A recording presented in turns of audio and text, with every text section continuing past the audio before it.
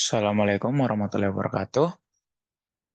Perkenalkan nama saya Muhammad Taufikur Rahman. Kali ini saya akan menjelaskan proyek yang telah dibuat oleh kelompok saya, yaitu tentang pemetaan jaringan di Desa Nisombalia, Kecamatan Marusuh, Kabupaten Maros, Sulawesi Selatan. Baik, langsung saja masuk ke yang pertama. Ada agenda dari proyek ini, yaitu yang pertama ada latar belakang, yang kedua ada tujuan, yang ketiga adalah manfaat, yang keempat ada deskripsi desa, yang kelima ada deskripsi umum, yang keenam ada pengumpulan data, yang ketujuh pengolahan data, yang kedelapan ada dena wilayah kantor desa, dan yang terakhir adalah kesimpulan dan rekomendasi.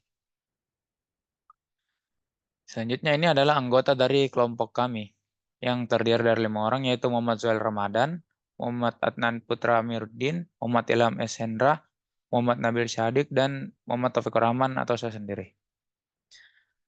Baik, selanjutnya langsung saja kita masuk ke latar belakang. Jadi latar belakangnya itu pemetaan jaringan sistem informasi desa menjadi krusial untuk mengoptimalkan pelayanan kepada masyarakat dan meningkatkan transparansi dalam pengolahan sumber daya desa. Dengan pemetaan yang akurat, berbagai pihak dapat lebih mudah mengakses informasi terkait infrastruktur, layanan publik, dan potensi desa.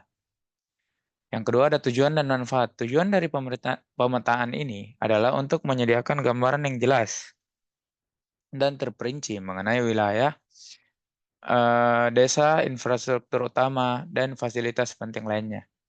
Pemetaan ini diharapkan dapat membantu dalam perencanaan pembangunan, pengelolaan sumber daya, dan peningkatan layanan publik.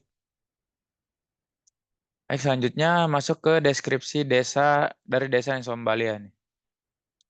Jadi desa Nisombalia ini terletak di Kecamatan Marusu, Kabupaten Maros, Provinsi Sulawesi Selatan. Desa ini memiliki topografi yang didominasi oleh dataran rendah yang sangat cocok untuk aktivitas pertanian dan perkebunan. Dan desa ini terletak dekat dengan pesisir. Nisombalia juga memiliki potensi dalam sektor perikanan dan pariwisata pantai.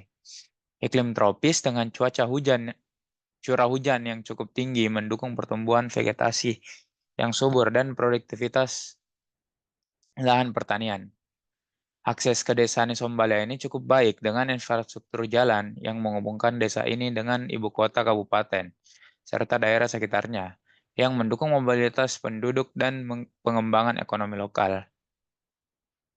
Baik, selanjutnya ada deskripsi desa. Yang pertama ada demografi, yang kedua ekonomi, dan yang terakhir ada infrastruktur desa. Yang pertama masuk ke pengumpulan data. Jadi pengumpulan datanya kita menggunakan Google Earth, yang dimana Google Earth ini digunakan untuk mencari koordinat geografis dari lokasi tower, BTS, dan engaging communities. Selanjutnya ada Google Maps, yang digunakan untuk melihat tampilan street view dari lokasi tower BTS. Dan yang terakhir ada website desa, yang dimana kita mengumpulkan informasi tambahan mengenai demografi, ekonomi, dan infrastruktur dari desa Nisombalia ini. Selanjutnya masuk ke pengolahan data, di mana kita menggunakan software QGIS untuk melakukan pemetaan geografis desa Nisombalia dan lokasi tower BTS-nya. Yang kedua kita menggunakan AutoCAD yang digunakan untuk membuat denah dan sketsa yang detail dari lokasi tower BTS dan infrastruktur terkait di desa Nisombalia. Selanjutnya berikut adalah hasil pemetaannya. Hasil pemetaan dari desa Nisombalia, yang dimana kita dapatkan wilayah desa poligon. Poligon berwarna menandakan area yang secara administratif masuk dalam wilayah desa. Batas wilayah ini penting untuk menentukan tanggung jawab administrasi dan layanan publik yang diberikan oleh pemerintah desa. Lalu selanjutnya ada batas desa atau line string. Garis pada peta ini menunjukkan batas-batas administratif desa Nisombalia. Batas ini penting untuk keperluan legal dan administratif, termasuk pengolahan lahan dan pelayanan publik. Selanjutnya ada akses ke desa atau jalan raya. Peta ini menunjukkan akses jalan raya menuju desa Nisombalia. Garis-garis ini menandakan rute utama yang menghubungkan desa dengan daerah sekitarnya. Informasi ini penting untuk transportasi, logistik, dan mobilitas penduduk. Selanjutnya ada tower BTS atau mark point. Jadi di peta ini menampilkan lokasi menara BTS dari berbagai penyedia layanan atau provider. Setiap penanda memiliki warna atau simbol yang berbeda untuk masing-masing provider.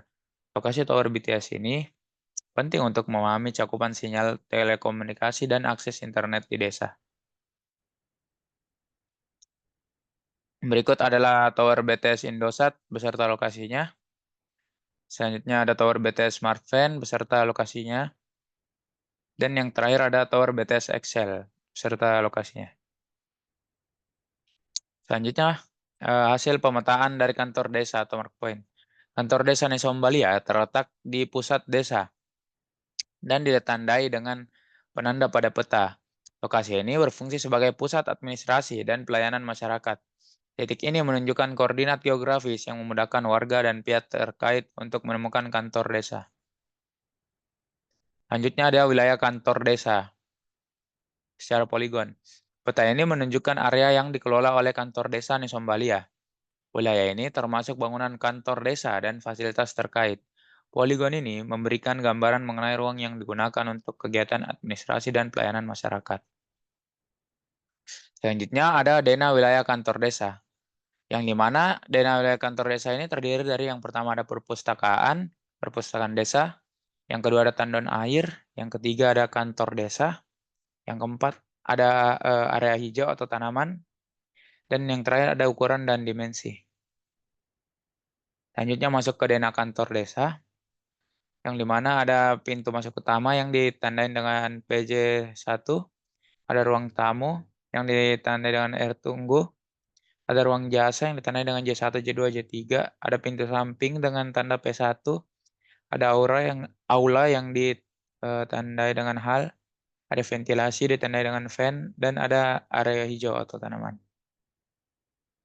Selanjutnya kesimpulannya, jadi ringkasan dari hasil pemetaan menunjukkan bahwa pemetaan dan dana yang dibuat memberikan gambaran yang sangat jelas dan terperinci mengenai kondisi geografis, infrastruktur, dan fasilitas desa. Ini membuktikan pentingnya pemetaan dalam mendukung perencanaan dan pengelolaan desa secara efektif. Baik, berikut rekomendasi dari kelompok kami. Yang pertama ada pengembangan infrastruktur, di mana meningkatkan aksesibilitas dan fasilitas desa berdasarkan data pemetaan. Selanjutnya, pemanfaatan data untuk perencanaan, yaitu menggunakan data yang diperoleh untuk perencanaan pembangunan jangka pendek dan panjang. Selanjutnya ada peningkatan layanan publik, di mana memanfaatkan hasil pemetaan untuk mengoptimalkan layanan publik dan fasilitas umum. Selanjutnya ada transparansi dan akuntabilitas, yang dimana meningkatkan transparansi pengelolaan sumber daya desa dengan menyediakan akses terbuka terhadap data pemetaan kepada masyarakat. Selanjutnya yang terakhir ada pelatihan dan sosialisasi. Melakukan pelatihan bagi aparat desa dalam penggunaan alat pemetaan dan teknologi informasi untuk pengelolaan data yang lebih baik. Mungkin sekian dari presentasi saya. Kurang dan lebihnya mohon dimaafkan. Wabillahi taufiq wal hidayah. Assalamualaikum warahmatullahi wabarakatuh.